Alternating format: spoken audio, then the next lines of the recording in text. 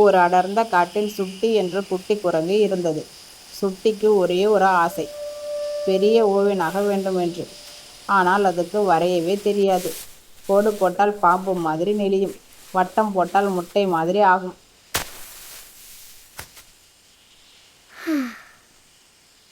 ஒரு நாள் சுட்டி ஆற்றங்கரையில் விளையாடும் போது சுட்டிக்கு மின்னும் பேனா ஒன்று கிடைத்தது.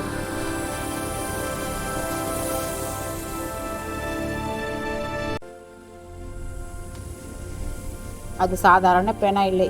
அதில் நீ என்ன வரைந்தாலும் அது உயிர் பெறும் என்று எழுதியிருந்தது. சுட்டிக்கு நம்பிக்கை வரவில்லை.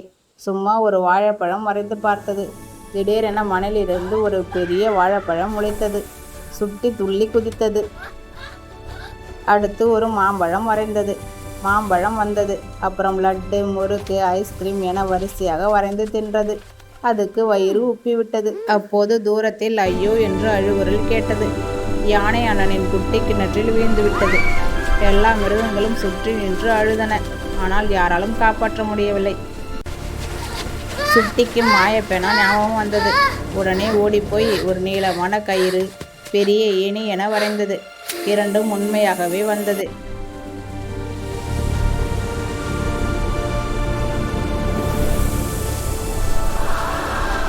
எல்லோரும் சேர்ந்து யானை குட்டியை மேலே தூக்கினார்கள்.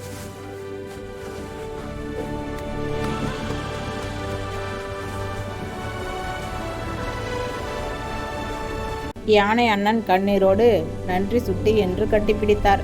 காடே சுட்டியை பாராட்டியது. அன்று முதல் சுட்டி மாயப்பெனாவை தனக்காக பயன்படுத்தவில்லை. காயம்பட்ட கிளிக்கு கட்டு வரைந்து கொடுத்தது.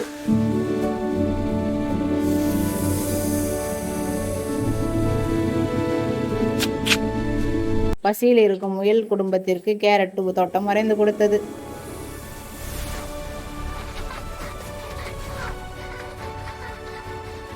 மழை இல்லாத காலத்தில் குளம் வரைந்து கொடுத்தது.